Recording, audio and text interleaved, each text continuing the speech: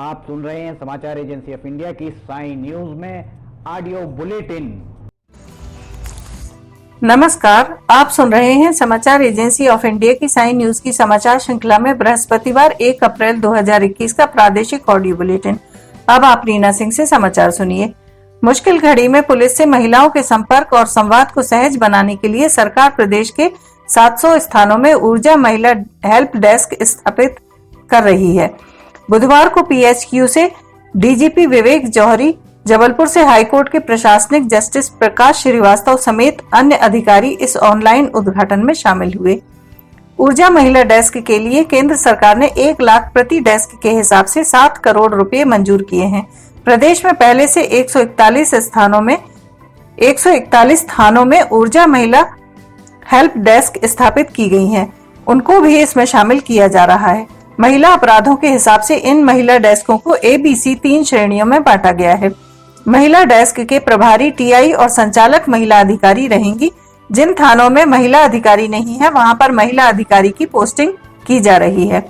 आइए बताते हैं महिला हेल्प डेस्क की मुख्य बातें। इसको urgent relief for just action यानी ऊर्जा महिला डेस्क के नाम से जाना जाएगा। महिला अपराधों के आधार पर महिला डेस्क को 3 श्रेणी ABC में बांटा जाएगा। A श्रेणी साल में 75 से ज्यादा महिला संबंधी अपराध, B श्रेणी में 40 से ज्यादा अपराध और C श्रेणी में 40 से कम महिला संबंधी अपराधों की रिपोर्ट के आधार पर बांटा जाएगा। थाना प्रभारी महिला हेल्प डेस्क के प्रभारी रहेंगे। महिला डेस्क में पदस्थ महिला अधिकारी डेस्क की संचालक रहेंगी।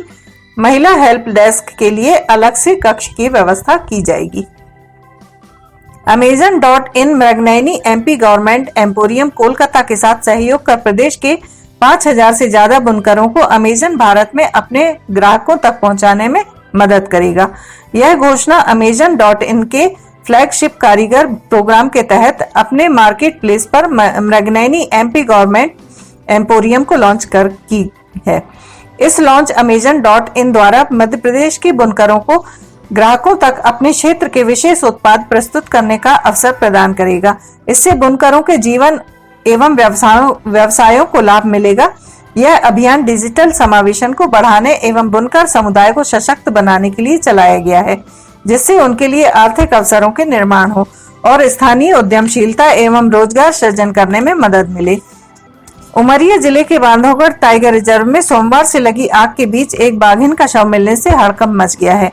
बाघिन का शव मगधी रेंज के खुसरवार बीट के बचहा हार क्षेत्र में मिला।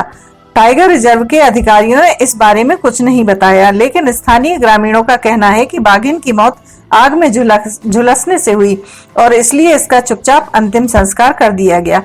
जब बाघिन की मौत के बारे में बांधवगढ़ टाइगर रिजर्व के क्षेत्र संचालक विंसेंट रहीम से जानकारी मांगी तो वे मीटिंग में व्यस्त होने की बात कहकर टाल गए। PCCF wild life Alok Kumar ने बाघिन का दाह संस्कार किए जाने की पुष्टि की, लेकिन उसकी मौत की वजह के बारे में कुछ नहीं बताया। टाइगर रिजर्व में आग की शुरुआत सोमवार को हुई, जो तेजी से फैलते हुए 6 वन क्षेत्रों में फैल गई।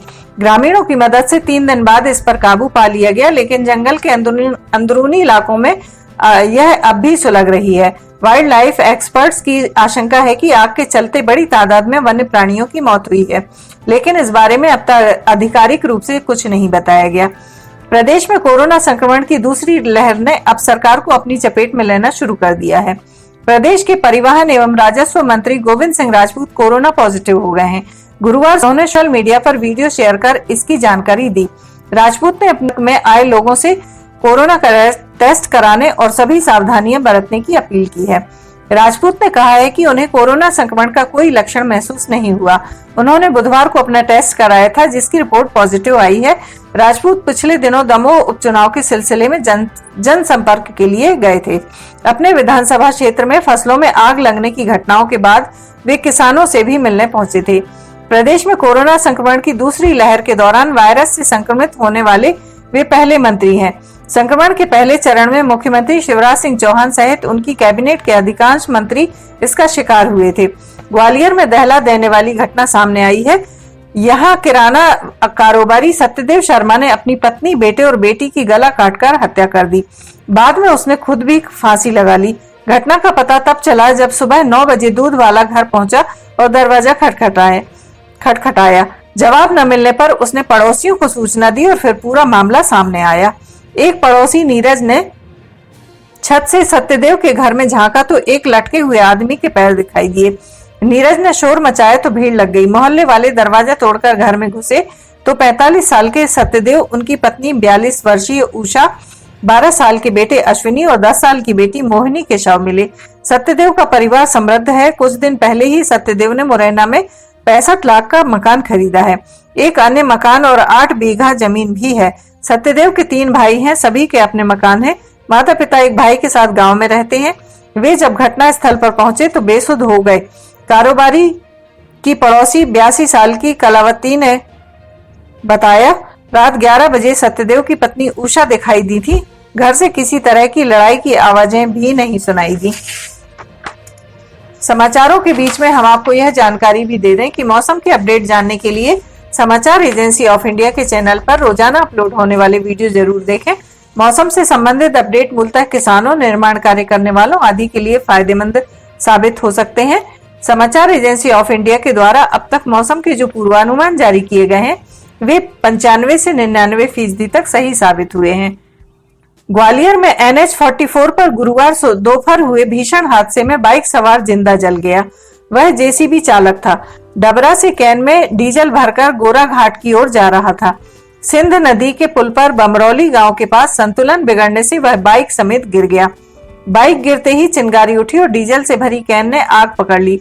लपटों से घिरा युवक सड़क पर दौड़ने लगा। सड़क किनारे बनी नाली में जा गिरा। उसकी मौके पर ही मौत हो गई।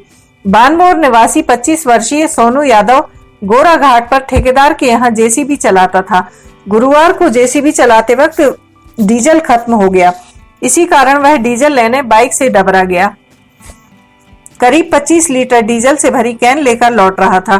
बाइक की रफ्तार 60 से 70 प्रति किलोमीटर थी। दोपहर 2 बजे सोनू सिंध नदी के पुल के समीप पहुंचा था, तभी अचानक संतुलन बिगड़ गया। बाइक सड़क पर फिसलते हुए गिर गई। सड़क पर तेज रफ्तार बाइक के फिसलने से चिंगारी निकली। जैसे ही सड़क से उठती चिंगारी ने डीजल को छुआ, वैसे ही लपटें उठने लगी। बाइक भी धू धू कर जल उठी। देखते ही देखते युवक भी लपटों में समा गया। हादसे में युवक बाइक समेत जिंदा जल गया। प्रत्यक्षदर्शियों ने मामले की जानकारी डबरा पुलिस को दी। चंडीगढ़ में आयोजित सब जूनियर एवं junior national Greco Roman style कुश्ती प्रतियोगिता में मध्य प्रदेश राज्य मार्शल आर्ट कुश्ती एकेडमी के खिलाड़ी उदित पटेल ने मध्य प्रदेश को कांस्य पदक दिलाया। उदित ने यह पदक जूनियर वर्ग की 60 किलोग्राम भार वर्ग स्पर्धा में प्रदर्शन करते हुए अर्जित किया। उदित ने कहा कि अगली बार इस स्पर्धा के लिए पहले से ज्यादा मेहनत करूंगा और स्वर्ण पदक जीतूंगा। कुश्ती एकेडमी के खिलाड़ी उदित पटेल ने टीटी नगर स्टेडियम में संचालक खेल और युवा कल्याण पवन जैन से भेंट की और उन्हें प्रतियोगिता में अर्जित उपलब्धि से अवगत कराया। श्री जैन ने उदित पटेल को जूनियर नेशनल कुश्ती प्रतियोगिता में कांस्य पदक जीतने के लिए बधाई दी। उन्होंने प्रतियोगिता में किए प्रदर्शन के संबंध में उदित से चर्चा कर आवश्यक जानकारी प्राप्त की और उन्हें आगामी प्रतियोगिता में सर्वश्रेष्ठ प्रदर्शन करने के लिए प्रोत्साहित किया। आप सुन रहे थे रीना सिंह से समाचार एजेंसी ऑफ इंडिया की साई न्यूज में बृहस्पतिवार 1 अप्रैल 2021 का प्रादेशिक ऑडियो बुलेटिन। शुक्रवार 2 अप्रैल 2021 को एक बार फिर हम ऑडियो बुलेटिन लेकर हाजिर होंगे। अगर आपको यह ऑडियो बुलेटिन पसंद आ रहे हो तो आप इन्हें लाइक, शेयर और सब्सक्राइब जरूर करें। सब्सक्राइब कैसे करना है यह हर वीडियो के आखिर में हम आपको बताते ही हैं। फिलहाल इजाजत लेते हैं। नमस्कार। आइए अब हम आपको बताते हैं कि किस तरह आपको समाचार एजेंसी ऑफ इंडिया के यूट्यूब को सब्सक्राइब करना है। सबसे पहले आप ब्राउज़र खोलिए, ब्राउज़र में यूट्यूब टाइप कीजिए, या तो आपके पास अगर यूट्यूब का ऐप है तो यूट्यूब खोल लीजिए। यूट्यूब खोलने के बाद आप उसके सर्च बटन पर जाइए। सर्च बटन जो आपको ऊपर यहाँ पर दिख रहा होगा, इसमें आप ऊपर सर्च में जाइए, वहाँ LIMTY स्पेस दीजिए, KHARE ये टाइप कीजिए, लिमटी खरे। ये आपको लिमटी खरे खुला हुआ मिल जाएगा। लिमटी खरे अगर आप जैसे ही आपको ये मिलता है आप ये राइट हैंड साइड में देखिए सब्सक्राइब, लाल रंग का सब्सक्राइब बटन दिख रहा होगा। इस सब्सक्राइब बटन को अगर आप क्लिक करेंगे तो ये आपको सबसे पहले कहेगा कि आप जो भी आपका अकाउंट है उसमें आप अकाउंट से लॉगिन करिए। अगर आप पहले से लॉगिन हैं तो आपको ये सब करने की शायद ही ज़रूरत पड़े। ये देखिए आप लाइव लॉगिन हो जाएंगे, यहाँ किनारे में आपको यहाँ पे इसका यूट्यूब का बटन दिख जाएगा। अब ये सब्सक्राइब जो यहाँ पर लिखा हुआ है लाल रंग से, इसको आप जैसे ही क्लिक करेंगे तो सब्सक्राइब आ जाएगा। फिर इसके बाजू में जो ये एक घंटी बनी हुई, घंटी में ऊपर ऑल को क्लिक कर दीजिए। इस तरह से आप यूट्यूब चैनल को सब्सक्राइब कर लेते हैं। और उसके बाद अगर आप इस पर क्लिक करेंगे तो यहाँ क्लिक करने के बाद आप देखिए यहाँ वीडियोज़, प्लेलिस्ट सब कुछ आपके सामने मौजूद मिल जाएगी। इस तरह आप सब्सक्राइब कर सकते हैं।